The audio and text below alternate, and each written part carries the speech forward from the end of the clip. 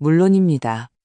요청하신 대로 이름과 지명을 한국 상황에 맞게 자연스럽게 유지하고 이야기의 흐름을 다듬어 더욱 몰입감 있는 한국 이야기로 만들어 드리겠습니다. 전체 내용은 한국어로 제공됩니다. 며느리의 코트를 세탁소에서 찾아왔습니다.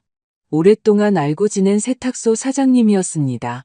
갑자기 저를 한쪽으로 끌어당기더니 속삭였습니다. 잘 들으세요. 손주들 데리고 날 밟기 전에 이 동네를 떠나세요. 저는 얼어붙어서 왜 그러시냐고 물었습니다. 그는 비닐봉지를 하나 꺼내며 떨리는 목소리로 말했습니다. 며느님 코트 안에서 이게 나왔거든요. 봉지 안을 본 순간 저는 숨을 쉴 수가 없었습니다.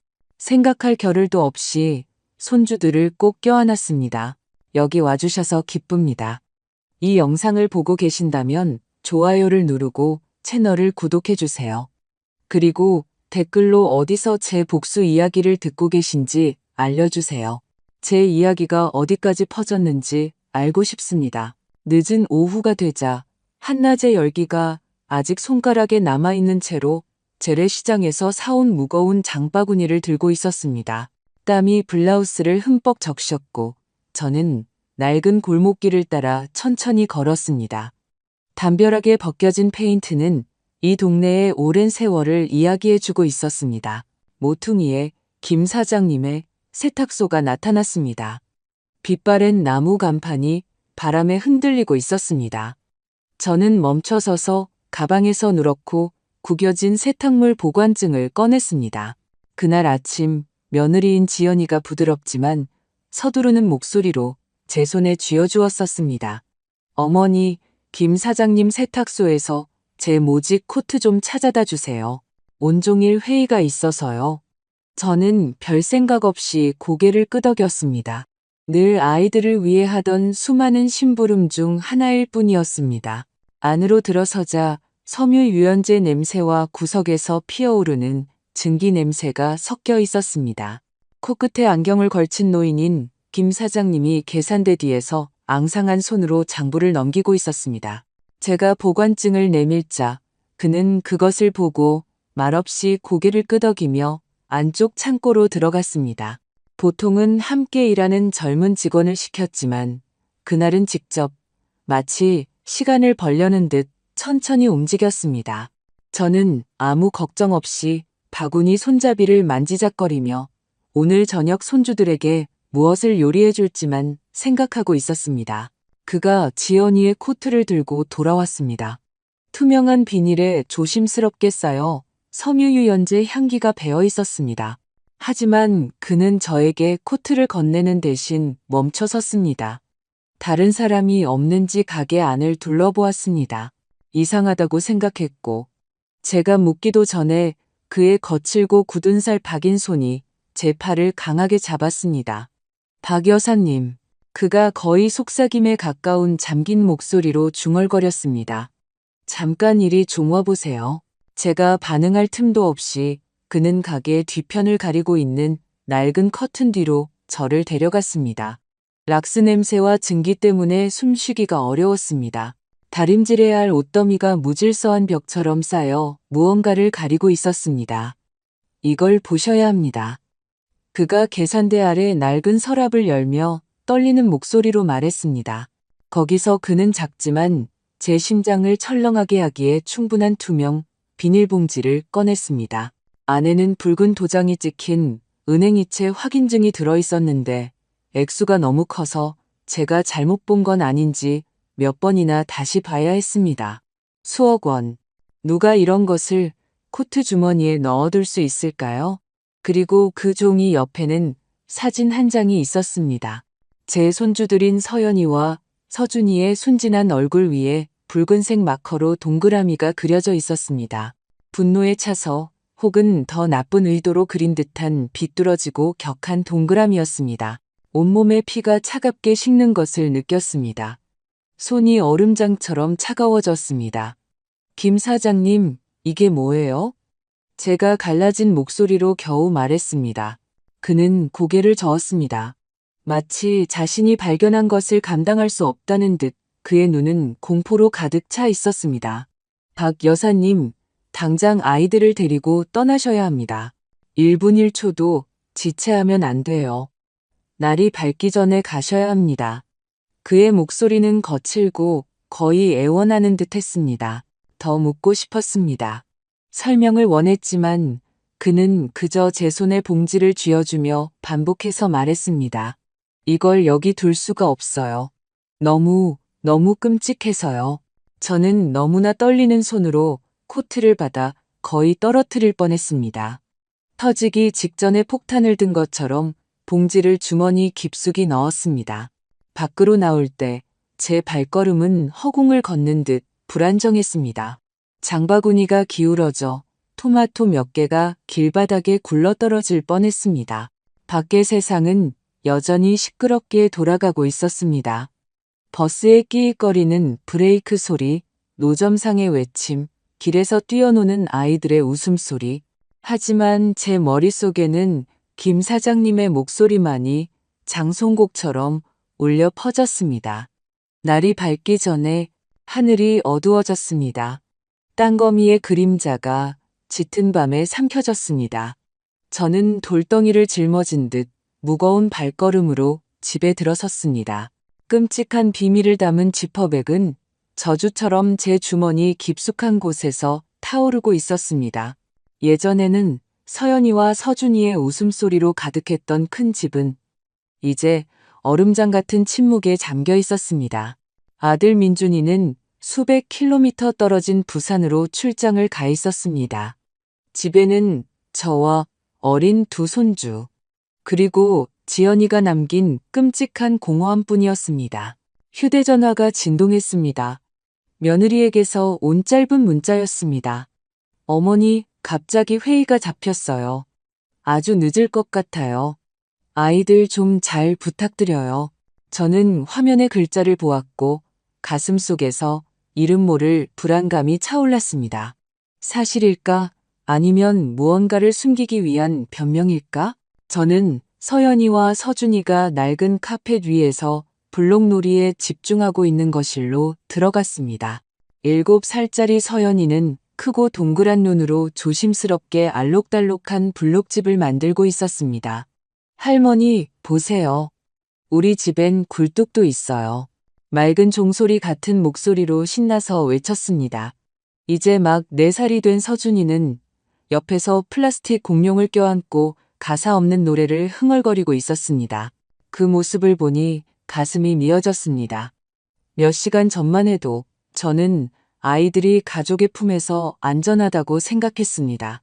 하지만 이제 사진 속 2개의 붉은 동그라미가 보이지 않는 위협처럼 저를 따라다녔습니다. 저는 억지로 미소를 지으며 서연이의 머리를 쓰다듬었습니다. 잘했네, 우리 아가. 이제 좀 쉬렴. 할머니가 밥 준비할게. 하지만 제 머릿속은 온통 혼란스러웠습니다. 김 사장님의 목소리가 계속 맴돌았습니다. 날이 밝기 전에 떠나야 해요. 무엇으로부터 도망쳐야 하는지는 몰랐지만 제 어머니로서의, 할머니로서의 본능은 이 2아이가 단일분도 더 이곳에 있어서는 안 된다고 말하고 있었습니다. 저는 조용히 침실로 걸어가 문을 잠갔습니다. 떨리는 손으로 제가 전적으로 신뢰하는 간호사 친구인 영숙이의 번호를 눌렀습니다. 영숙이와 저는 가난했던 시절 아이들을 키우면서부터 남편을 병원에서 간호하며 지새웠던 수많은 밤까지 함께 많은 시련을 겪었습니다. 지금 제가 믿을 수 있는 사람이 있다면 바로 그녀였습니다. 영숙아, 나 순자야. 걱정으로 갈라진 목소리로 속삭였습니다. 네 도움이 필요해. 혹시 믿을 만한 택시 아니? 오늘 밤에 장거리 운행을 할 수 있는. 영숙이는 잠시 침묵했습니다. 아마 제 목소리에서 이상한 낌새를 눈치챈 모양이었습니다. 순자야, 무슨 일이야? 왜 그렇게 급해? 저는 깊게 숨을 들이쉬고 눈물을 참았습니다. 지금은 설명할 수 없어. 그냥 가능한 한 빨리 택시가 필요해. 영숙이는 더 묻지 않고 짧게 대답했습니다. 내 동생한테 전화해 볼게. 택시기사인데 아주 입이 무거워. 10분만 기다려봐. 저는 그녀가 볼 수 없다는 걸 알면서도 고개를 끄덕이고는 복잡한 마음으로 전화를 끊었습니다. 부엌으로 갔습니다. 제 손은 빠르게 움직였습니다. 찬장에서 빵 몇 개를 꺼내고 치즈 몇 장을 잘라 아이들이 좋아하는 과자를 챙겼습니다. 작은 가방에 물병 2개를 넣으며 또 무엇을 가져가야 할지 생각했습니다. 어디로 가야 할지 몰랐습니다. 그저 제 손주들이 굶거나 버려져서는 안 된다는 생각뿐이었습니다. 부엌에서 거실을 내다보았습니다. 서연이는 서준이에게 다리 만드는 법을 가르쳐주고 있었습니다. 아이들의 웃음소리가 제 가슴에 칼처럼 박혔습니다. 저렇게 순진하고 걱정 없는 아이들이 우리 가족에게 닥칠 폭풍을 상상이나 할 수 있을까요? 제가 착각하고 있는 건 아닐까?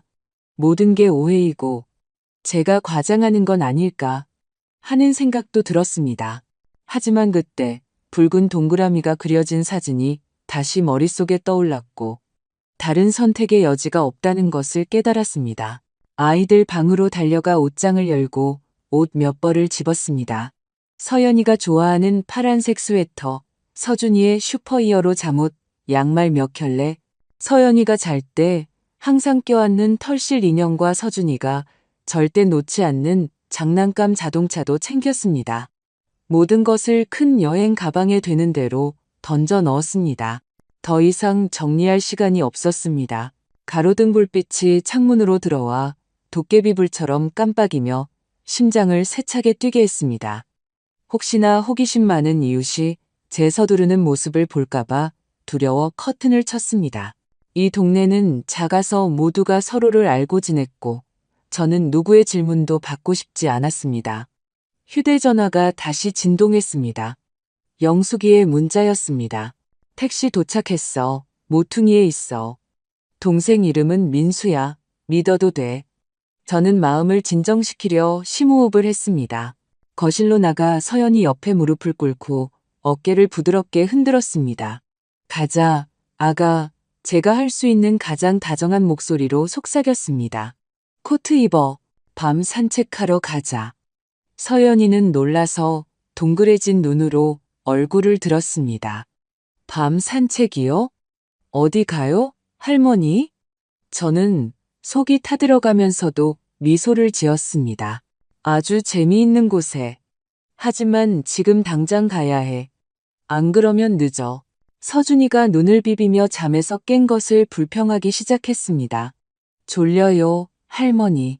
졸린 목소리로 중얼거렸습니다. 주머니에서 사탕을 꺼내 손에 쥐어주었습니다. 이거 먹어. 착하지. 할머니랑 같이 가자. 가서 계속 자면 돼. 서준이는 귀까지 미소를 지으며 금세 잠을 잊었습니다. 저는 서준이를 안고 서연이의 손을 잡고 모퉁이에서 기다리는 택시로 달려갔습니다. 문으로 이어지는 복도가 끝없이 길게 느껴졌습니다. 제 샌들이 차가운 바닥에 끌리며 서두르고 떨리는 소리를 냈습니다. 아이들을 뒷좌석에 앉히고 안전벨트를 조심스럽게 매주었습니다. 서연이는 인형을 껴안고 호기심 어린 눈으로 저를 바라봤지만 여전히 저를 믿고 있었습니다. 서준이는 길게 하품하며 누나 어깨에 머리를 기댔습니다. 저는 아이들 옆에 앉아 여행 가방을 가슴에 꼭 껴안았습니다. 마음이 무거웠습니다. 피곤한 얼굴에 중년 운전기사가 백미러로 저를 쳐다봤습니다. 이 시간에 어디 가십니까? 아주머니? 걱정스러운 말투로 물었습니다. 저는 침을 삼키며 갈라진 목소리로 말했습니다. 고속버스 터미널로요. 최대한 빨리 가주세요. 차는 밤의 정적을 깨고 출발했습니다. 창밖으로 집이 멀어지는 것을 보았습니다. 마치 비밀과 배신을 간직한 무덤처럼 어둠 속으로 가라앉고 있었습니다. 한밤중의 고속버스 터미널은 잠들지 않는 시장처럼 시끄러웠습니다. 초록색과 빨간색 네온 사인이 낡은 간판 위에서 깜빡이며 눈을 어지럽혔습니다. 노점상의 외침, 버스의 경적 소리, 시멘트 바닥 위를 구르는 여행 가방 바퀴 소리가 혼란스러운 협주곡처럼 뒤섞였습니다. 하지만 그 무질서함이 오히려 저를 더 안전하게 느끼게 했습니다. 마치 저와 손주들이 군중 속에 섞여 우리를 쫓는 보이지 않는 시선으로부터 벗어날 수 있을 것 같았습니다. 서연이의 손을 꽉 잡았습니다. 서준이는 제 어깨에 기대 깊이 잠들어 있었습니다. 그의 따뜻한 숨결이 제 목에 닿으며 속으로는 무너져 내릴 것 같았지만 꿋꿋해야 한다는 것을 상기시켜 주었습니다. 매표소로 다가가 차분하게 말하려고 애쓰며 물었습니다. 전주 가는 표 3장요. 오늘 마지막 차로요. 덥수룩한 콧수염의 매표소 직원이 저와 아이들을 쳐다보더니 표 3장을 창구로 밀어주었습니다. 곧 출발합니다. 빨리 안 타시면 놓쳐요. 단조로운 목소리로 말했습니다. 저는 고개를 끄덕이고 돈을 내고는 서연이를 향해 억지로 미소를 지었습니다. 멀리 사는 친척 보러 가는 거야. 아주 좋아할 거야. 아이는 고개를 끄덕였지만 큰 눈에는 호기심이 어려 있었습니다. 어떤 친척이요? 할머니, 저도 알아요? 저는 아이의 시선을 피하며 머리를 쓰다듬었습니다. 옛날 친척이라 아직 못 봤을 거야. 좀 자렴, 길이 멀어. 서연이는 다시 고개를 끄덕이며 털실 인형을 꼭 껴안고 버스 창밖을 바라보았습니다. 버스가 출발했습니다. 엔진 소리가 밤의 정적을 깼습니다. 서준이는 제 어깨에 기대 머리를 떨군 채 장난감 자동차를 손에 꼭 쥐고 잠이 들었습니다. 창밖을 내다보았습니다. 가로등 불빛이 사라지는 기억처럼 흐릿하게 지나갔습니다. 20여 년 전에 살았던 전주는 그때 제가 생각할 수 있는 유일한 선택지였습니다. 그곳은 남편과 제가 결혼 생활에 천몇 년을 보낸 곳이었고 민준이가 태어난 곳이었으며 한때 제가 안전하다고 느꼈던 곳이었습니다. 이제 저는 그 도시가 비록 일시적일지라도 우리 셋에게 피난처가 되어주기를 바랄 뿐이었습니다. 하지만 마음속 깊은 곳에서는 제가 단순히 도망치는 것이 아니라는 것을 알고 있었습니다. 아직 감히 이름 붙이지 못한 진실에 맞설 방법을 찾고 있었습니다. 전주에 도착했을 때는 동이 트고 있었습니다. 새벽의 희미한 빛이 오래된 기와지붕 사이로 스며들고 있었습니다. 저는 서준이를 안고 서연이를 데리고 한옥마을 뒤편에 숨겨진 작은 여관으로 갔습니다. 방은 비좁았고 약간의 퀴퀴한 냄새가 났으며 빛바랜 시트가 깔린 더블 침대가 하나 있었습니다. 두 아이를 침대에 눕히고 이불을 잘 덮어주었습니다. 서연이가 잠결에 중얼거렸습니다. 할머니, 엄마는 어디 있어요? 그 질문은 비수처럼 제 심장을 꿰뚫었습니다. 저는 그저 아이의 머리를 쓰다듬으며 속삭였습니다.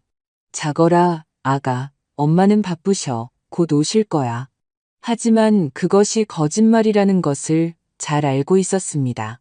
한때 그토록 사랑했던 며느리 지연이는 이제 제가 감히 마주할 수 없는 수수께끼이자 어두운 그림자였습니다. 저는 창가에 앉아 두 손을 깍지 낀 채 머릿속을 맴도는 생각들에 잠겼습니다. 비닐봉지는 여전히 제 코트 주머니에 있었습니다. 저주처럼 무거웠습니다. 이체 확인증, 붉은 동그라미가 그려진 사진, 그리고 김 사장님의 경고는 제가 어디서부터 맞춰야 할지 모르는 퍼즐 조각들이었습니다. 멀리 있는 아들 민준이를 생각했습니다. 전화해서 모든 것을 말하고 싶었지만 휴대전화를 들 때마다 멈칫했습니다. 만약 제가 틀렸다면, 모든 것이 오해라면 저는 아들의 가정을 파괴하는 셈이었습니다. 하지만 만약 제가 맞다면, 지연이가 정말 끔찍한 일에 연루되어 있다면, 어떻게 제 아들에게 그가 사랑하는 여자, 아이들의 엄마가 우리 모두를 배신하고 있을지도 모른다고 말할 수 있을까요? 혼란 속에서 한 가지 생각이 떠올랐습니다. 교회에 가야겠다고. 전주의 나이 지긋한 이 목사님은 그때 제가 믿을 수 있는 유일한 분이었습니다. 그는 남편이 세상을 떠났을 때 제 곁에 있어 주었고 가장 어두운 날들에 제 손을 잡아주었습니다. 만약 누군가 제가 길을 찾도록 도와줄 수 있다면 그분일 것이었습니다. 그날 아침 아이들을 데리고 미사에 가서 평화를 위해 기도하고 해결책을 찾아보기로 결심했습니다. 다음 날 서연이와 서준이를 깨워 옷을 입혔습니다. 할머니랑 교회 갔다가 아이스크림 사줄게. 목소리에 기쁨을 가장하며 말했습니다. 서준이는 신이 났습니다. 초콜릿 맛으로요, 할머니. 저는 속으로는 걱정이 가득했지만 미소 지으며 고개를 끄덕였습니다. 우리는 전동성당으로 걸어갔습니다. 오래된 석벽과 종소리가 드문 평온함을 주었습니다. 서연이는 제 손을 잡았고 서준이는 장난감 자동차를 손가락에 걸고 앞서 달려갔습니다. 아이들을 보며 그 순수함을 영원히 지켜줄 수 있기만을 바랐습니다. 이 목사님은 제가 교회에 들어서자마자 저를 알아보셨습니다. 스테인드 글라스를 통해 들어오는 빛 아래 그의 흰 머리카락이 빛났고 친절하지만 날카로운 눈이 저를 뚫어지게 바라보았습니다. 순자 자매님, 오랜만이군요. 따뜻한 목소리로 말했습니다. 손주들과 함께 여긴 어쩐 일이십니까? 무슨 일이라도 있나요? 저는 아이들 앞에서는 말할 수 없어 그저 고개를 끄덕였습니다. 미사가 끝난 후 서연이와 서준이를 다른 아이들이 뛰어노는 교회 뒤뜰에서 놀게 했습니다. 이 목사님께 제단 뒤 조용한 작은 방에서 개인적인 대화를 요청했습니다. 오래된 나무와 녹은 촛농 냄새가 숨을 돌리게 해주었습니다. 용기를 내어 모든 것을 털어놓았습니다. 지연이의 코트, 거액의 이체 확인증, 그리고 끔찍한 붉은 동그라미가 그려진 서연이와 서준이의 사진, 떨리는 손으로 비닐봉지를 건넸습니다. 이 목사님은 오랫동안 침묵했습니다. 두 손을 꼭 잡고 계셨고 얼굴은 점점 굳어갔습니다. 마침내 한숨을 쉬며 엄숙한 목소리로 말했습니다. 자매님, 이건 목사가 다룰 수 있는 문제를 넘어섰습니다. 단순한 가정사가 아니에요. 훨씬 더 큰 위험입니다. 법을 아는 사람이 필요합니다. 그는 잠시 멈추고 깊은 걱정의 눈빛으로 저를 바라보았습니다. 도와줄 수 있는 사람을 압니다. 한서연 변호사라고 아주 유능하고 이곳 신자입니다. 그녀라면 어떻게 해야 할지 알 겁니다. 저는 어둠 속에서 한 줄기 희망의 빛이 켜지는 것을 느끼며 고개를 끄덕였습니다. 그날 오후 작은 고해성 사실에서 저는 처음으로 한 변호사를 만났습니다. 그녀는 30대 초반 정도로 젊었고 짧은 머리에 모든 것을 꿰뚫어 보는 듯한 날카로운 눈을 가지고 있었습니다. 라텍스 장갑을 끼고 조심스럽게 봉지를 열어 노란 불빛 아래서 이체 확인증을 살폈습니다. 이 거래 코드는 홍콩에 등록된 유령 회사 소속입니다. 그녀는 노트북에 빠르게 타이핑하며 말했습니다. 집중하느라 얼굴이 굳어 있었습니다. 실체가 없는 회사입니다. 그녀는 멈추고 문서 마지막 줄에 서명된 최태식이라는 이름을 가리켰습니다. 그 이름은 제게 아무 의미가 없었지만 한 변호사가 이 목사님을 바라보자 두 사람은 의미심장한 눈빛을 교환했습니다. 그 남자는 금융사기와 돈 세탁에 연루된 적이 있습니다. 한 변호사가 낮은 목소리로 말했습니다. 이건 간단한 문제가 아닙니다. 박 여사님, 나무 테이블 위에 놓인 제 손이 떨리기 시작했습니다. 그런데 왜 제 손주들이요? 갈라진 목소리로 물었습니다. 왜 아이들 얼굴에 붉은색으로 표시가 되어 있는 거죠? 한 변호사는 즉시 대답하지 않고 동정어린 눈으로 저를 바라보았습니다. 더 조사가 필요합니다. 마침내 그녀가 말했습니다.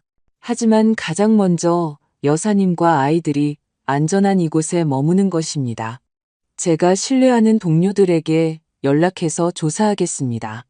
이 목사님이 제 어깨에 손을 얹었습니다. 그의 목소리는 부드럽지만 단호했습니다. 자매님, 하느님께서 당신과 손주들을 지켜주실 겁니다.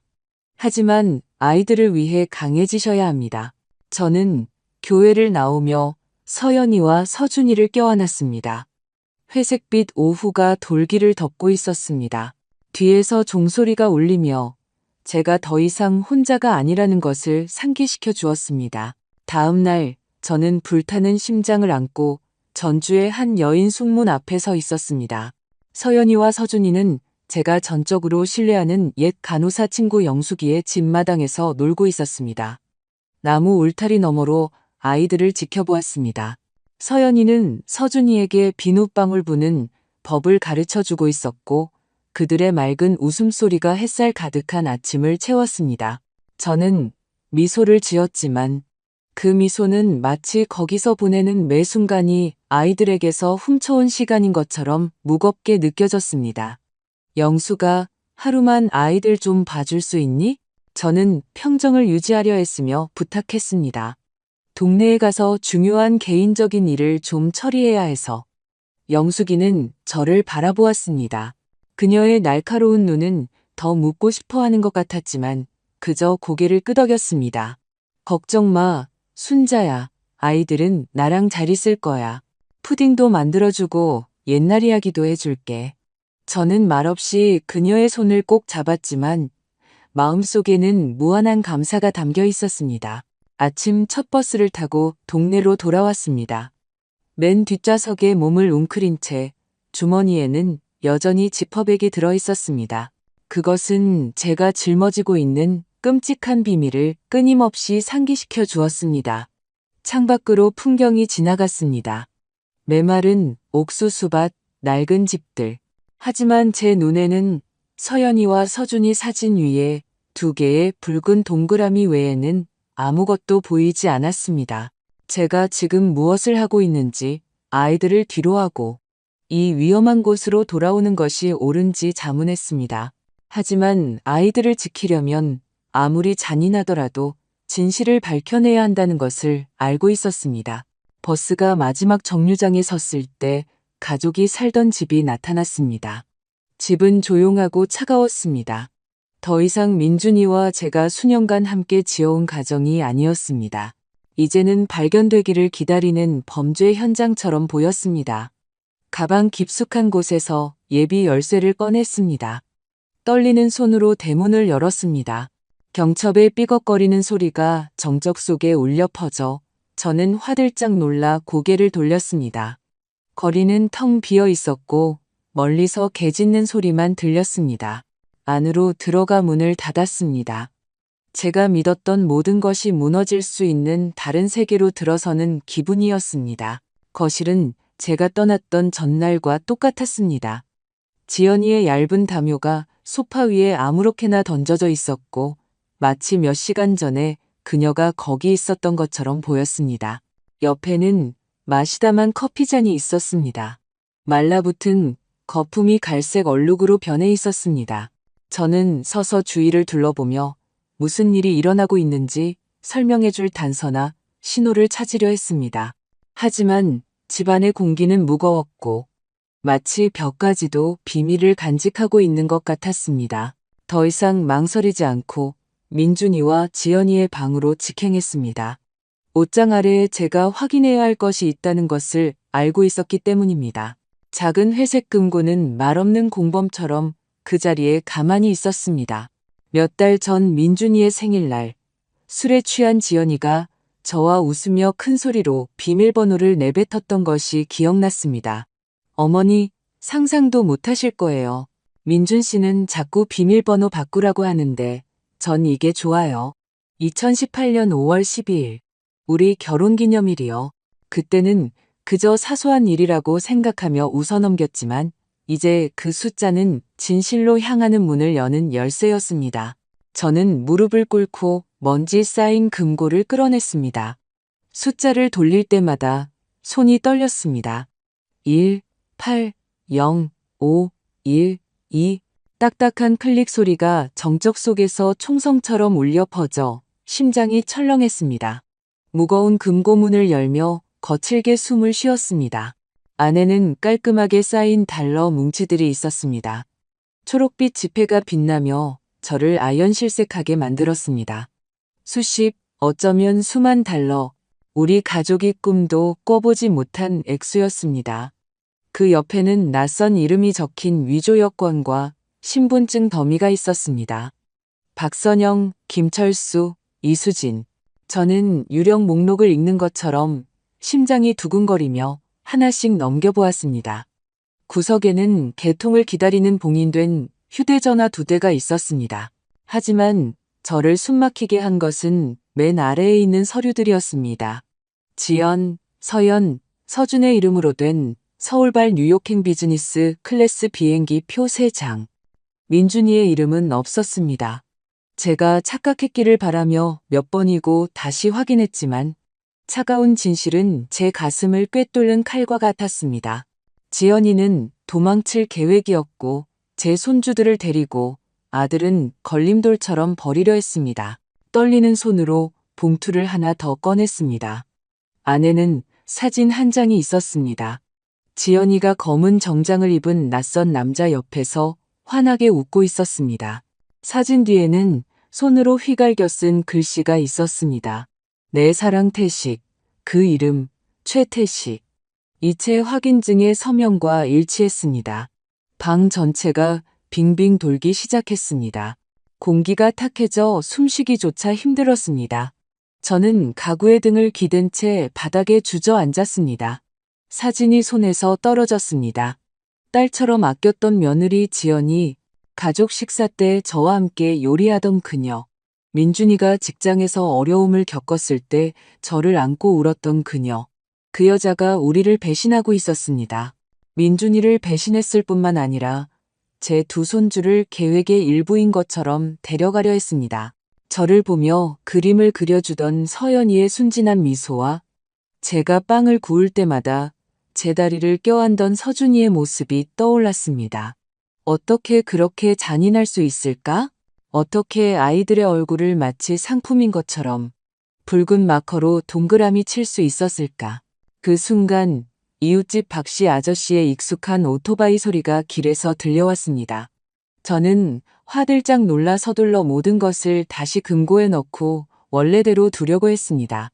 손이 너무 떨려서 여권 하나를 떨어뜨렸지만 겨우 주웠습니다. 금고를 제자리에 밀어넣고 닫았습니다. 심장이 죄인처럼 세차게 뛰었습니다. 저는 일어서서 이마에 땀을 닦고 마음을 진정시키려 했습니다. 문으로 향하다가 부엌 쓰레기통에서 찢어진 봉투 하나를 발견했습니다. 외국 은행 로고가 불빛 아래 빛나고 있었습니다. 본능적으로 그것을 집어들었습니다. 생각 없이 재킷 주머니에 넣었습니다. 문이 등 뒤에서 쾅 닫혔을 때 저는 붕 뜬 기분으로 거리를 걸었습니다. 제가 단지 도망치는 것이 아니라는 것을 알았습니다. 제 주머니에는 끔찍한 계획의 증거가 들어있었습니다. 지연이는 최태식과 함께 막대한 재산을 챙겨 도망치고 민준이를 버리고 최악으로는 제 2 손주를 계획의 일부로 데려갈 생각이었던 것입니다. 저는 무거운 납덩이 같은 다리를 이끌고 집에서 가져온 끔찍한 증거들을 여전히 주머니에 넣은 채 전주의 여인숙으로 돌아왔습니다. 벌써 한낮이었습니다. 희미한 햇살이 얇은 커튼 틈으로 스며들어 낡은 나무 바닥에 떨어졌습니다.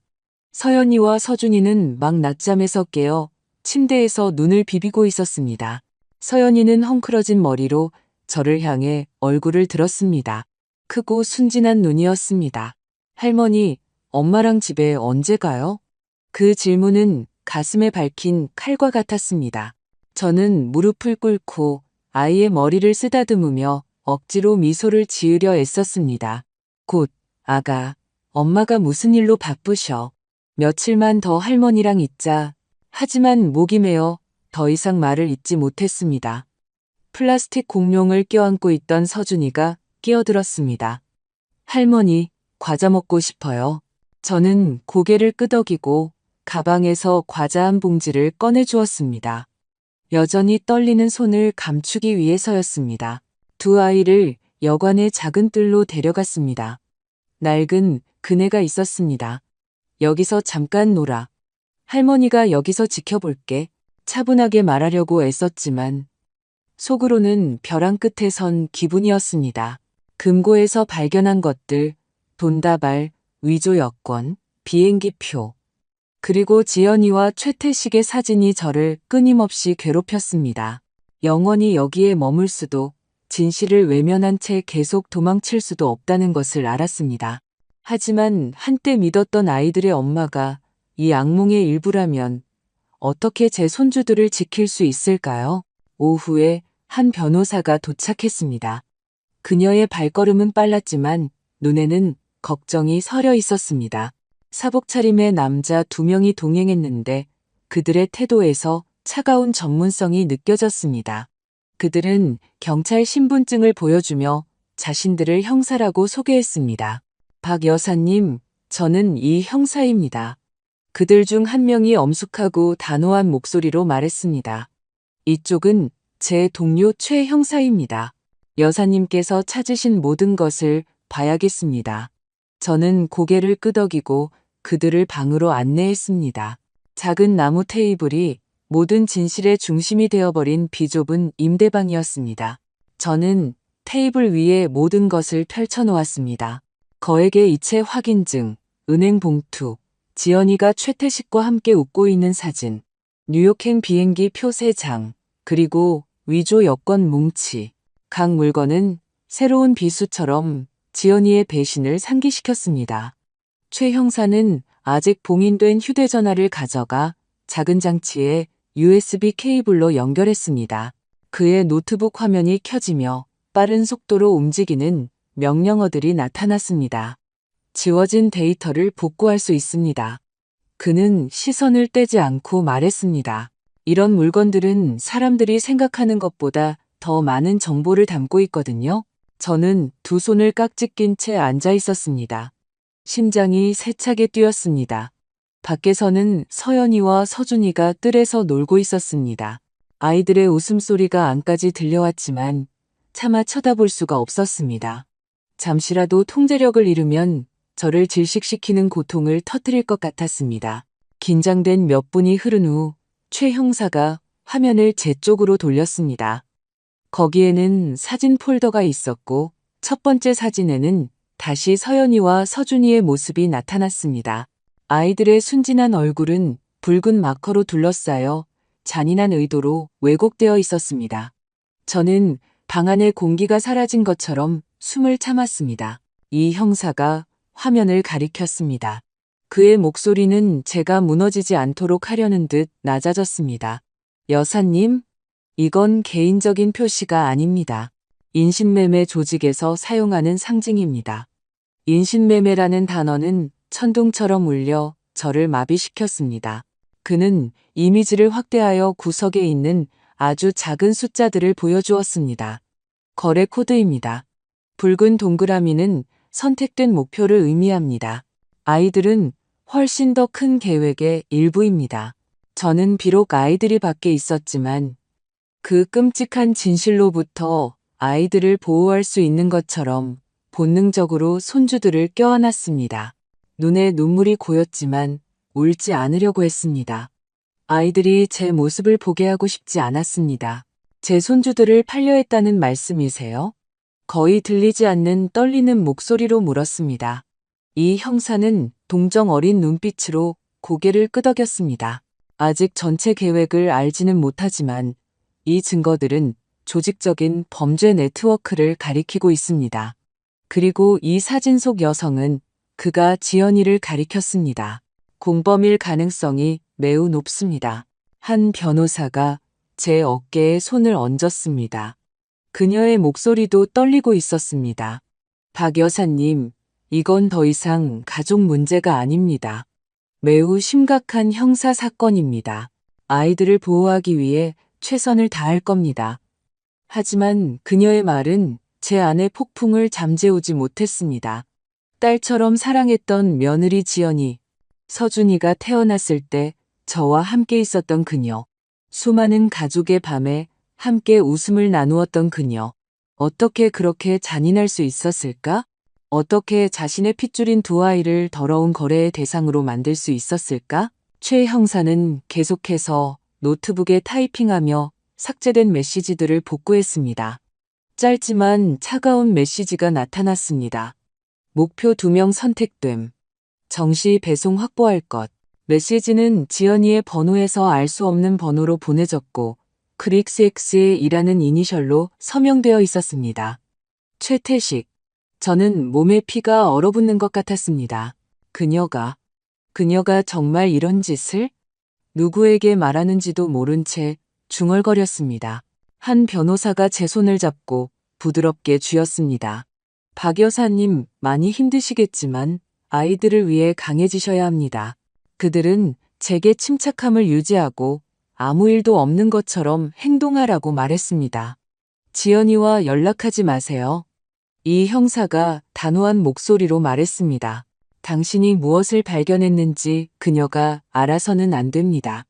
더 조사할 시간이 필요합니다. 저는 고개를 끄덕였지만 심장은 엉망으로 꼬여 있었습니다. 배신의 고통으로 숨 쉴 때마다 아픈데 어떻게 정상인 척할 수 있을까요? 어머니가 자신들을 상품처럼 팔아넘길 계획을 세웠다는 것을 알면서 어떻게 서연이와 서준이의 눈을 바라볼 수 있을까요? 저는 두 손주를 방으로 데려가 평소처럼 함께 놀아주려 애썼습니다. 할머니, 뱀파이어 이야기해주세요. 서준이가 제 무릎 위로 올라오며 졸랐습니다.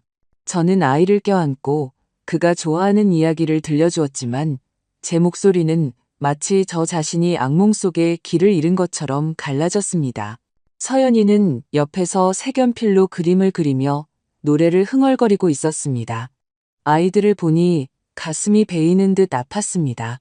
아이들은 자신들의 세계가 사랑하는 어머니에 의해 산산조각 날 뻔했다는 사실을 모른 채 아무 걱정 없이 순수했습니다. 밖에서는 검은 구름이 몰려와 갑작스러운 소나기가 내렸습니다. 비가 여관의 양철 지붕을 세차게 두드리며 제 가슴 속 혼란의 박자를 맞추었습니다. 저는 커튼을 치고 아이들을 껴안았습니다. 밖의 폭풍과 제 안의 폭풍으로부터 아이들을 지키려 애썼습니다. 다음 날 아침 번호판도 불도 없는 검은색 차가 여관 앞에 멈췄습니다. 하지만 저는 그것이 경찰 차량이라는 것을 알았습니다. 한 변호사가 미리 전화해서 준비하라고 알려주었습니다. 박 여사님, 오늘 모든 것을 계획할 겁니다. 전화기 너머 그녀의 목소리는 자신감 있었지만 걱정의 기색이 엿보였습니다. 저는 서둘러 스웨터를 입고 두 손주를 깨워 하루만 더 영숙이와 함께 있어달라고 부탁했습니다.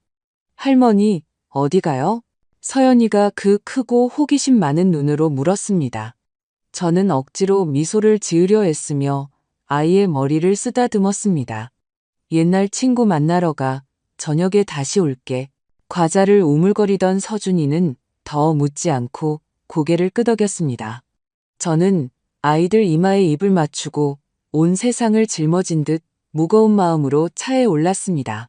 전주경찰청은 좁은 골목 뒤에 숨겨져 있어 심각한 사건을 다루는 곳이라는 어떤 간판도 없었습니다. 안으로 들어가자 작은 회의실로 안내받았습니다. 낡은 커피와 서류 냄새가 떠다녔습니다. 한 변호사는 이미 긴 테이블에 앉아 기다리고 있었습니다. 맞은편에는 이 형사, 최 형사, 그리고 강 형사라는 여성 경찰관이 앉아 있었습니다. 그녀의 시선은 엄격하면서도 부드러웠습니다. 박 여사님, 저희가 여사님께서 제출하신 증거들을 검토했습니다. 이 형사가 엄숙하지만 날카로운 목소리로 시작했습니다. 이것은 국제 범죄 조직과 관련된 큰 사건입니다. 지연이와 최태식을 잡기 위해 여사님의 협조가 필요합니다. 그들은 계획을 설명했습니다. 서연이와 서준이가 사라진 것처럼 거짓 상황을 만들어 지연이와 최태식이 당황해서 자신들의 움직임을 드러내게 하는 것이었습니다. 그들의 모든 통신을 감시할 겁니다. 강 형사가 도시 지도를 보여주는 화면을 가리키며 말했습니다. 지연이의 휴대전화에 도청 장치를 설치했고 최태식의 번호를 추적하고 있습니다. 그들이 서로 연락하면 충분한 증거를 확보하게 될 겁니다. 저는 들었지만 심장이 조여왔습니다. 제 손주들은 안전한가요? 두려움을 감추지 못한 채 떨리는 목소리로 물었습니다. 강 형사가 제 어깨에 손을 얹고 단호하고 차분한 눈빛으로 말했습니다. 아이들을 위해 절대적으로 안전한 피난처를 마련했습니다. 원하실 때마다 화상통화로 아이들을 보실 수 있습니다. 그들은 저를 다른 방으로 데려갔습니다. 사회복지사가 장난감으로 가득한 방에서 서연이와 서준이와 놀고 있었습니다. 서연이는 그림을 색칠하고 있었고 서준이는 레고를 조립하며 우주선에 대한 이야기를 중얼거리고 있었습니다. 아이들을 보니 울고 싶어졌습니다. 아이들은 제가 자신들의 어머니로부터 자신들을 지키려 하고 있다는 사실을 몰랐습니다. 박 여사님, 아이들은 저와 함께 여기 있을 겁니다. 사회복지사가 부드러운 목소리로 말했습니다. 제 아이들처럼 돌볼게요. 저는 고개를 끄덕이고 떠나기 전에 두 손주를 다시 한번 꼭 껴안았습니다. 제 심장의 일부를 남겨두고 가는 기분이었습니다. 그날 밤 저는 여관으로 돌아와 작은 방에 혼자 앉아 휴대전화를 손에 들고 기다렸습니다. 한 변호사와 최 형사가 저와 함께 있었습니다. 도청 장치가 테이블 위에 놓여 있었고 노트북 화면은 감시 중인 메시지들로 빛나고 있었습니다. 예상대로였습니다. 제 휴대전화가 진동했습니다. 지연이에게서 온 절박한 톤의 문자였습니다. 어머니, 어디 계세요? 아이들 보셨어요? 사라졌어요. 경찰에 신고했어요. 무서워 죽겠어요. 저는 문자를 읽고 심장이 조여오는 것을 느꼈습니다. 어떻게 저렇게 연기할 수 있을까? 어떻게 제 손주들을 데려갈 계획을 세워놓고 저런 말을 쓸 수 있을까?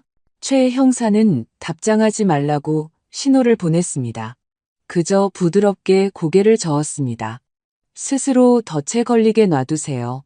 그가 중얼거렸습니다. 30분 후 지연이의 휴대전화가 알 수 없는 번호로 전화를 걸었습니다. 도청 장치가 활성화되었고 그녀의 목소리가 스피커를 통해 들려왔습니다. 긴장하고 떨리는 목소리였습니다. 태식 씨, 아이들이 사라졌어요. 모든 준비를 마쳤는데 어디에도 없어요. 상대방 남자의 목소리는 거칠고 짜증이 섞여 있었습니다. 진정해. 지금 와서 물러설 순 없어. 비행기 표는 이미 샀고 저쪽 구매자가 기다리고 있다고. 상품이 없으면 우리 큰일 나. 구매자라는 단어는 제 피부에 밝히는 칼과 같았습니다. 저는 주먹을 꽉 쥐고 손톱이 손바닥을 파고들며 눈물을 참으려 애썼습니다. 서연이와 서준이 제 두 천사가 상품이라고 불리다니 소리 지르고 싶었습니다. 지연이에게 가서 따지고 싶었습니다. 하지만 최 형사는 차가운 눈빛으로 조용히 하라고 신호를 보냈습니다. 전화는 끝났지만 지연이는 계속해서 최태식에게 문자를 보냈습니다. 아이들을 찾지 못하면 모든 계획이 무너져요. 뭐라도 좀 해봐요. 최 형사는 싸늘한 미소를 지었습니다. 무너지게 둬야죠. 그렇게 돼야 합니다. 그가 엄숙한 목소리로 말했습니다. 이 자백은 재판에서 결정적인 증거가 될 겁니다. 한 변호사가 제 손을 잡고 힘을 주려는 듯 부드럽게 쥐었습니다. 박 여사님, 이제 거의 다 끝났습니다. 그녀가 말했지만 그녀의 목소리도 마치 제 고통을 느끼는 것처럼 갈라졌습니다. 저는 얼음장 같은 손을 꼭 쥔 채 그곳에 앉아 있었습니다. 깊은 두려움과 기묘한 안도감을 동시에 느꼈습니다. 지연이와 최태식이 스스로 무덤을 파고 있다는 것을 알았기에 안도했지만 고통은 여전히 가슴을 짓눌렀습니다. 과거의 날들이 떠올랐습니다. 지연이가 수줍은 처녀로 우리 가족에게 처음 왔을 때 부엌에서 저와 함께 앉아 빵을 반죽하며 작은 가게를 열고 싶다는 꿈을 이야기하던 때 저는 그녀를 믿었습니다. 그녀가 가족의 일부라고 생각했습니다. 하지만 이제 모든 기억은 떠올릴 때마다 더 깊이 파고드는 상처와 같았습니다. 창밖의 밤은 칠흑같이 어두웠습니다. 별 하나 없었습니다. 길모퉁이에 조용히 주차된 불 꺼진 차들의 부드러운 엔진 소리가 들려왔습니다. 그들은 마치 적절한 순간을 끈기 있게 기다리는 야수들 같았습니다. 저는 한 변호사와 최 형사를 차례로 바라보며 제가 결말을 알 수 없는 체스 게임에 들어서고 있다는 것을 느꼈습니다. 박 여사님, 옳은 일을 하셨습니다. 한 변호사가 낮지만 단호한 목소리로 말했습니다. 손주들을 구하신 겁니다. 저는 고개를 끄덕였지만 마음속에서는 의심이 싹트기 시작했습니다. 정말 아이들을 구한 걸까? 아니면 그저 새로운 악몽 속으로 끌어들이고 있는 걸까? 그날 밤 어둠이 짙은 장막처럼 전주를 뒤덮었습니다. 저는 도시 외곽의 값싼 모텔에서 2블록 떨어진 곳에 주차된 경찰 지휘 차량 안에 앉아 있었습니다. 차 안의 공기는 무거웠고 엔진 오일과 식은 커피 냄새가 섞여 숨쉬기를 더욱 힘들게 했습니다. 한 변호사가 제 옆에 있었습니다. 그녀의 시선은 강철처럼 단단했지만 두 손은 긴장을 억누르려는 듯 꽉꽉 찢기고 있었습니다. 그날 아침 저를 안심시켰던 강 형사는 무전기를 조절하고 있었습니다. 그녀의 목소리는 엄숙하지만 분명했습니다. 박 여사님, 그냥 여기 계시면서 듣기만 하세요. 저희가 모든 것을 처리하겠습니다. 하지만 심장이 터질 듯이 뛰는데 어떻게 가만히 있을 수 있을까요? 서연이와 서준이는 경찰서 놀이방에서 안전하게 있었습니다. 하지만 제가 지연이의 배신을 목격하기 직전이라는 사실만으로도 온몸이 떨렸습니다. 무전기를 통해 칼날처럼 날카롭고 짧은 명령들이 들려왔습니다. 알파팀, 북동쪽 모퉁이의 위치, 브라보팀, 후문 통제. 목표가 접선 장소로 이동 중. 저는 두려움을 보이지 않으려 손을 꽉 쥐었습니다. 손톱이 손바닥을 파고들었습니다. 한 변호사가 제 어깨에 손을 얹고 중얼거렸습니다. 박 여사님, 오늘 밤 모든 게 끝날 겁니다. 아이들을 빼내신 건 옳은 일이었어요. 저는 고개를 끄덕였지만 눈물은 이미 조용히 뺨을 타고 흐르고 있었습니다. 옳은 일. 도망쳐서 도움을 요청한 것 외에 제가 한 일이 무엇이었을까요? 하지만 마음 깊은 곳에서는 다른 선택지가 없었다는 것을 알았습니다. 한때 딸처럼 아꼈던 며느리에 대한 가슴 아픈 진실을 마주하더라도 제 손주들을 지켜야만 했습니다. 강 형사가 도청장치의 실시간 전송을 열자 지연이의 떨리고 빠른 목소리가 울려 퍼졌습니다. 태식 씨, 이해가 안 돼요. 그들은 어디 있는 거죠? 개들 없이 뭘 가지고 거래하죠? 한마디 한마디가 칼날처럼 저를 베었습니다. 거래. 그 단어의 소리를 지르고 달려가서 뺨을 때리고 싶었습니다. 어떻게 자기 자식인 서연이와 서준이를 마치 상품인 것처럼 부를 수 있을까요? 최태식의 거칠고 쉰 목소리가 답했습니다. 닥쳐. 일단 모텔로 가. 중개인이 이미 거기서 기다리고 있어. 상품을 가져가지 못하면 우린 끝장이야. 저는 차 안의 공기가 사라진 것처럼 숨을 참았습니다. 중개인, 상품. 그 단어들은 제 가슴에 밝힌 바늘이었고 이것이 단순한 가족의 배신이 아니라 괴물 같은 범죄라는 것을 상기시켰습니다. 강 형사가 무전기에 속삭였습니다. 목표가 주차장에 진입. 행동 준비. 마이크를 통해 문이 쾅 닫히는 소리가 들렸습니다.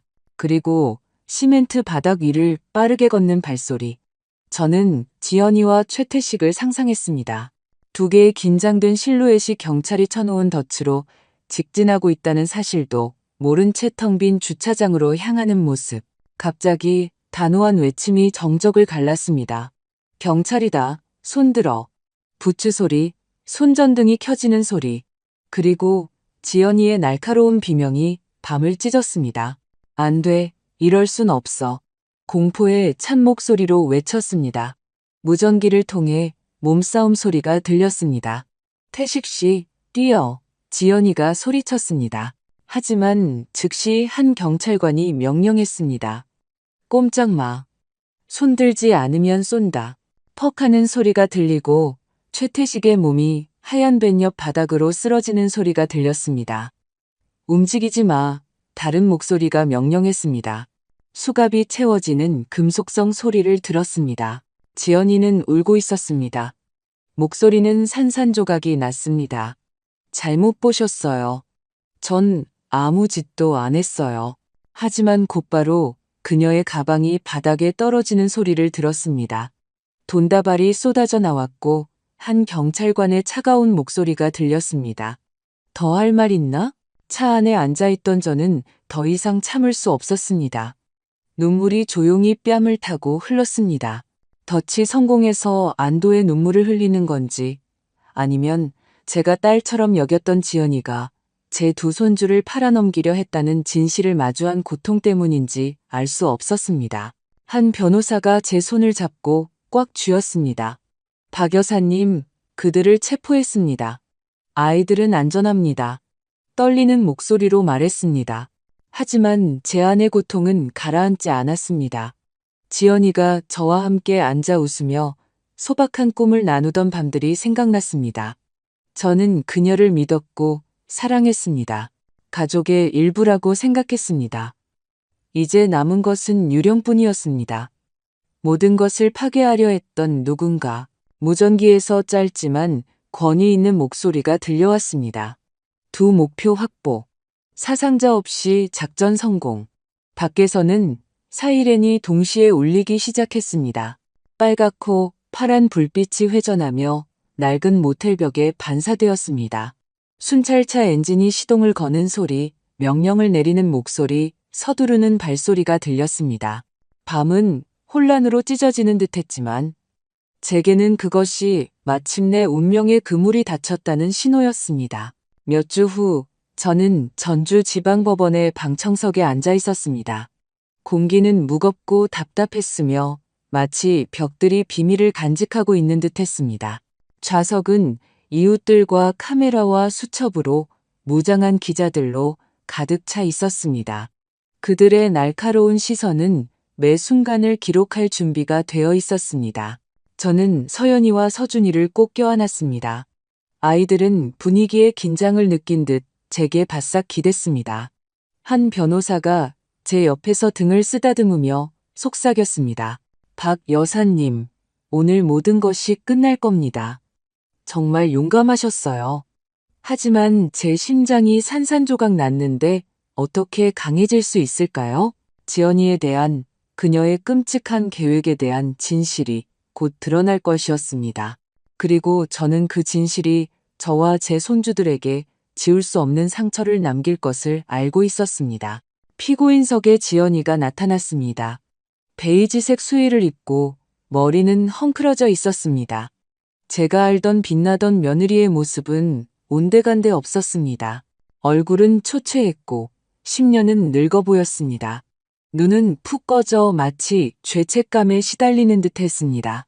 그녀 옆에는 최태식이 떨고 있었습니다. 수갑찬 손, 고개를 숙인 채 누구도 쳐다보지 못했습니다. 그를 보니 무슨 감정을 느껴야 할지 몰랐습니다. 분노, 고통, 아니면 그저 가슴속에 차가운 공허함. 저는 지연이를 아꼈습니다. 가족의 일부라고 믿었습니다. 심지어 민준이와 다툴 때 그녀 편을 들어주기도 했습니다. 하지만 이제 그녀는 그저 낯선 사람이었습니다. 제 손주들을 상품처럼 팔아넘기려 했던 여자. 중년의 검사가 단호한 목소리로 일어서서 말하기 시작했습니다. 존경하는 재판장님, 우리는 지금 돈 세탁, 아동 납치 공모, 그리고 국제 범죄 조직 가담과 관련된 특히 심각한 사건을 심리하고 있습니다. 그는 하나씩 증거를 제시했고 각각의 증거는 제 심장에 밝히는 또 다른 비수와 같았습니다. 거액의 이체 확인증이 대형 스크린에 나타났습니다. 붉은색 숫자에 방청석 전체가 술렁거렸습니다. 그 후 위조 여권 더미가 화면에 비쳤습니다. 지연이와 최태식이 연루된 범죄 조직을 상기시키는 낯선 이름들이었습니다. 지연이, 서연, 서준의 이름으로만 된 뉴욕행 비행기표 3장이 영사되자 저는 제 떨림을 아이들이 눈치채지 못하도록 손주들의 손을 꽉 쥐었습니다. 하지만 법정 전체를 폭발시킨 순간은 서연이와 서준이의 얼굴에 붉고 비뚤어진 동그라미가 그려진 사진이 나타났을 때였습니다. 뒷줄에 앉은 몇몇 여성들이 세상에 라고 외쳤습니다. 웅성거림은 분노와 경악으로 가득 찬 파도처럼 커졌습니다. 저는 즉시 서연이와 서준이를 제 품에 안고 눈을 가렸습니다. 할머니, 저게 뭐예요? 서연이가 순진한 목소리로 속삭였습니다. 저는 아이의 머리를 쓰다듬으며 갈라진 목소리로 대답했습니다. 아무것도 아니야, 아가. 그냥 오래된 사진이야. 하지만 속으로는 소리 지르고 싶었습니다. 텅 빌 때까지 울고 싶었습니다. 어떻게 아이들에게 그들의 어머니가 그들을 범죄의 대상으로 표시했다고 설명할 수 있을까요? 검사는 모든 것을 바꾼 전화 통화 녹음을 제시하며 점점 더 날카로운 목소리로 말을 이어갔습니다. 지연이의 목소리가 법정 안을 가득 채웠습니다. 절박하지만 냉랭했습니다. 태식 씨, 아이들이 사라졌어요. 걔들 없이 뭘 가지고 협상하죠? 최태식의 목소리가 거칠게 답했습니다. 일단 모텔로 와. 중개인이 기다리고 있어. 법정 전체가 침묵에 잠겼습니다. 스피커에서는 지연이의 거친 숨소리만 들렸습니다. 저는 모든 단어가 제 마음에 불도장처럼 새겨지는 것을 들었습니다. 그녀의 모든 문장은 제가 그녀를 가족이라 믿었던 날들의 기억을 산산조각 내는 칼이었습니다. 지연이의 변호인이 그녀를 구하려 일어섰습니다. 존경하는 재판장님, 제 의뢰인은 최태식에게 조종당한 피해자입니다. 그녀는 인신매매 조직에 대해 알지 못했으며 아이들을 해칠 의도도 없었습니다. 하지만 검사는 즉시 면도날처럼 날카로운 목소리로 반박했습니다. 녹음에서 피고인은 협상을 위해 아이들이 필요하다고 직접 말합니다. 그것은 피해자가 아닌 공범의 행위입니다. 그는 녹음이 반복 재생되는 스크린을 가리켰고 지연이의 말은 부인할 수 없는 자백처럼 울려 퍼졌습니다. 최태식은 자신의 운명을 받아들인 사람처럼 고개를 숙인 채 침묵을 지켰습니다. 판사의 의사봉 소리가 울리자 법정 전체가 순간적으로 얼어붙었습니다. 피고인 이지연과 최태식은 돈 세탁, 아동 납치 공모, 그리고 국제범죄조직 가담 혐의로 각각 장기징역형에 처한다. 판사가 엄숙하고 단호한 목소리로 선언했습니다. 법정은 술렁거렸습니다. 어떤 이들은 분노에 차 고개를 저었고 다른 이들은 경악하며 속삭였습니다. 저는 한 변호사의 손을 꼭 쥔 채 앉아 안도의 한숨을 내쉬었지만 목에는 씁쓸한 덩어리가 남아 있었습니다. 정의는 실현되었지만 제 마음의 고통을 지울 수는 없었습니다. 서연이가 제 블라우스를 아주 작은 목소리로 잡아당겼습니다. 할머니, 엄마는 어디 있어요? 아이의 질문은 비수처럼 저를 꿰뚫었습니다. 저는 대답할 수 없어 아이를 힘껏 껴안았습니다. 사랑하는 엄마가 수갑을 차고 감옥으로 끌려가고 있다는 것을 어떻게 말할 수 있을까요? 옆에 앉아있던 서준이가 동그래진 눈으로 얼굴을 들었습니다. 엄마는 출장 갔어요, 할머니. 저는 조용히 눈물을 흘리며 고개를 끄덕일 뿐이었습니다. 응, 아주 바쁘시단다. 하지만 할머니랑 아빠는 항상 너희 곁에 있을 거야. 두 아이는 고개를 끄덕였지만 저는 이 진실이 아이들의 마음에 영원한 흉터로 남을 것을 알고 있었습니다. 법원을 나왔을 때 한낮의 뜨거운 햇살이 광장 위로 쏟아졌습니다. 사람들은 웃음과 대화, 그리고 교통소음 속으로 흩어졌지만 제게는 모든 것이 희미해지는 것 같았습니다. 한 변호사가 제 손을 잡고 부드러운 목소리로 말했습니다. 박 여사님, 아이들을 구하셨어요. 당신이 아이들의 영웅입니다. 저는 희미하게 미소 지었지만 속으로는 영웅이라고 느끼지 않았습니다. 저는 그저 남은 가족의 일부를 지키려는 할머니, 어머니일 뿐이었습니다. 진실은 잔인했지만 마침내 빛을 보았습니다. 재판이 끝나고 몇 달이 지났습니다. 두 손주와 저의 삶은 전주에서 서서히 새로운 리듬을 찾아갔습니다. 저는 한옥마을 근처의 작은 아파트를 빌렸습니다. 매일 아침 교회 종소리가 맑게 울려 퍼지며 지연이와 최태식에 대한 악몽에서 저를 깨워주었습니다.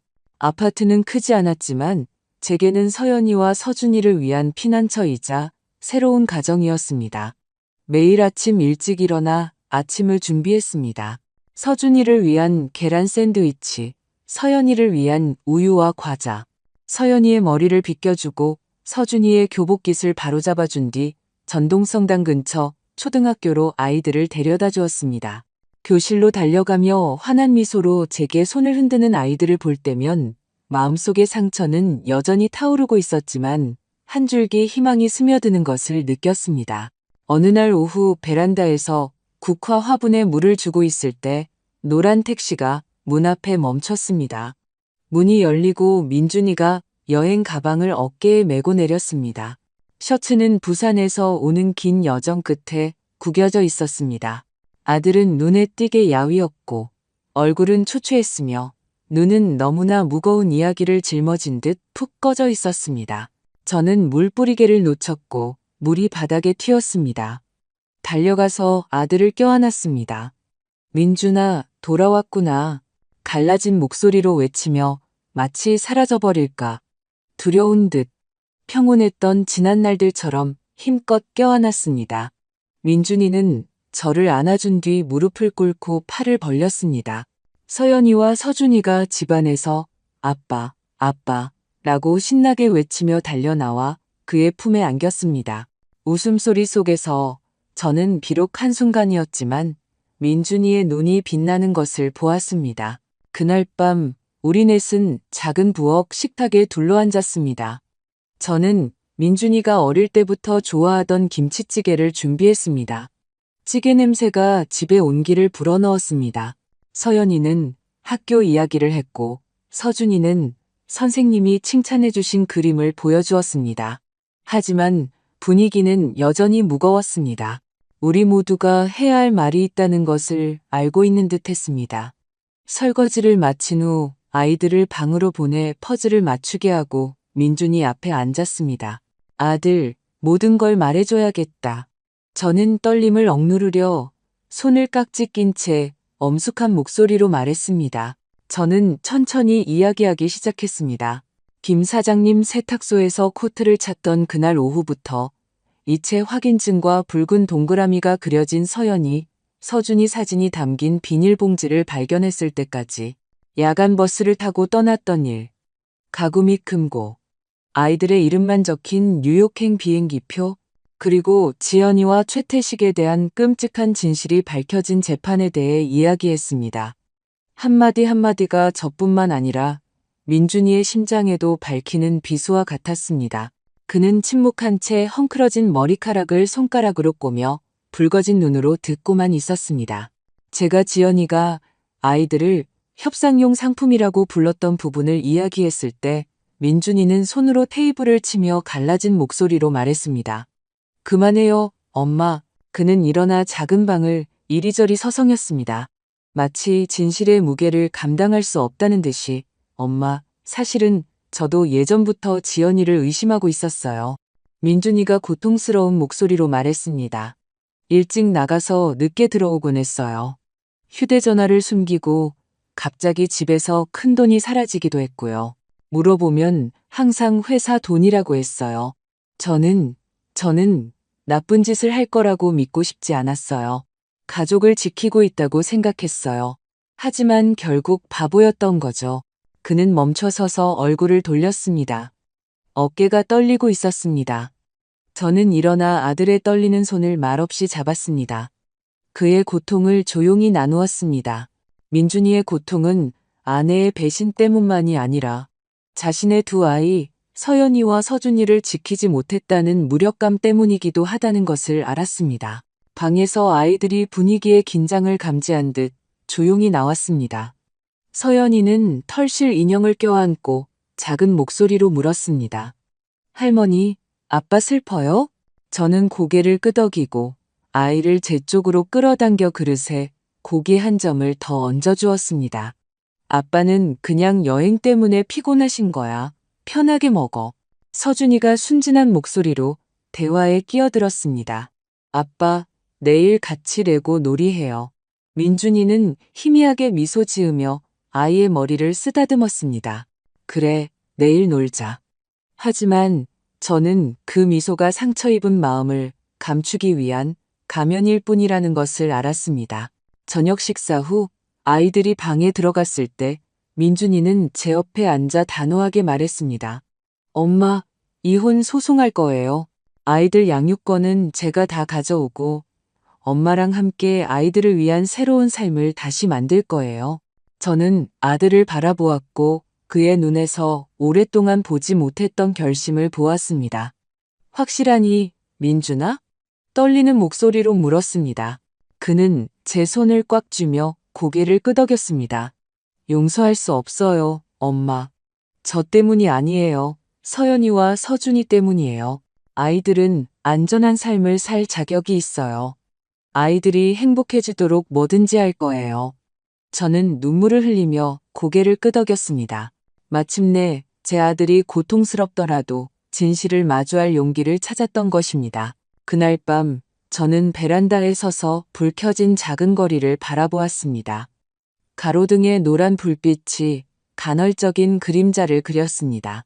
집안에서는 아이들에게 동화책을 읽어주는 민준이의 목소리가 서연이와 서준이의 맑은 웃음소리와 섞여 들려왔습니다.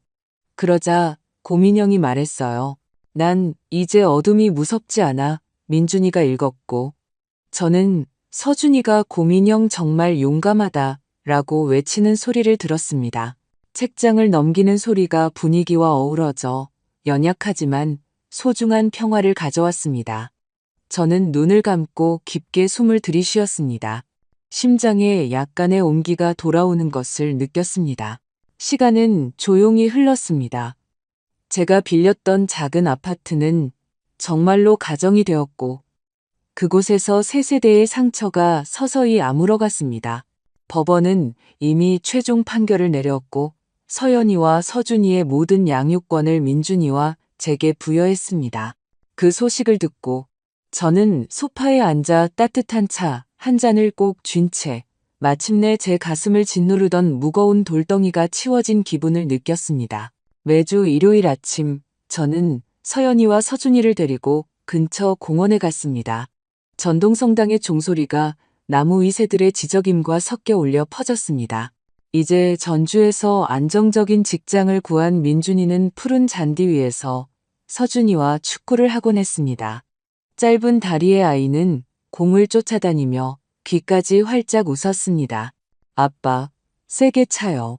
한편 서연이는 분수대 주위에서 세발 자전거를 신나게 타며 높이 묶은 포니테일이 바람에 흩날렸습니다. 저는 벤치에 앉아 따뜻한 커피 한 잔을 마시며 햇살 아래서 노는 세 사람을 바라보았습니다. 나무십 사이로 빛이 스며들어 땅 위에 금빛 반짝임을 흩뿌렸습니다. 그 순간 저는 전에 느껴보지 못했던 평화를 느꼈습니다. 마치 폭풍이 지나가고 마침내 하늘이 다시 맑아진 것 같았습니다. 어느 날 오후 온 가족이 함께 남부시장에 갔습니다. 공기는 구운 음식과 신선한 과일 냄새로 가득했습니다. 서연이는 눈을 반짝이며 책 앞한대에서 직접 낡은 만화책을 골라 신나게 페이지를 넘겼습니다. 할머니, 이건 공주님이 용을 타요. 책을 보여주며 외쳤습니다. 저는 미소 지으며 아이의 머리를 쓰다듬었습니다. 잘 골랐네. 오늘 밤에 읽어줄게. 반면 서준이는 슈퍼히어로 모양의 풍선을 고집하며 민준이의 셔츠를 잡아당겼습니다. 아빠, 사주세요. 슈퍼히어로는 아주 높이 날아요. 민준이는 웃음을 터뜨렸습니다. 그는 지갑을 꺼내 돈을 냈고 저는 조용히 가장 신선한 채소 다발, 잘 익은 토마토, 그리고 찌개를 끓일 옥수수 한 봉지를 골랐습니다. 이 소박한 순간들이 마치 퍼즐 조각처럼 부서진 것처럼 보였던 가족을 서서히 재구성하고 있었습니다. 아파트 거실 벽에는 서연이와 서준이의 서툰 그림을 붙였습니다. 네 사람이 있었습니다. 저, 민준이, 서연이, 그리고 서준이. 빨간 지붕 아래 큰애와 몇 개의 흰 구름 아래서 손을 잡고 있었습니다. 서연이는 자랑스럽게 그림을 가리켰습니다. 이게 우리 집이에요, 할머니. 빨간 지붕은 제가 제일 좋아하는 색이라서 제가 골랐어요. 저는 부드러운 미소로 그림을 바라보았지만 가슴이 뭉클했습니다.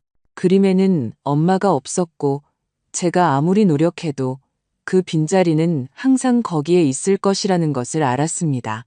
그저 민준이와 저의 사랑이 아이들의 마음속 그 부재를 조금이라도 채워주기에 충분하기를 바랄 뿐이었습니다. 가끔 신문에서 지연이의 모습을 보곤 했습니다. 보통 사건에 대한 짧은 기사에 쇠창살 뒤에서 초췌하고 생기없는 모습의 사진과 함께 실렸습니다. 그럴 때마다 저는 신문을 숨기고 서연이나 서준이가 보지 않도록 쓰레기통 깊숙이 묻었습니다.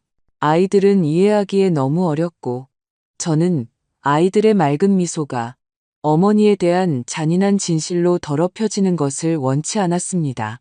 하지만 언젠가는 말해야 한다는 것을 알고 있었습니다.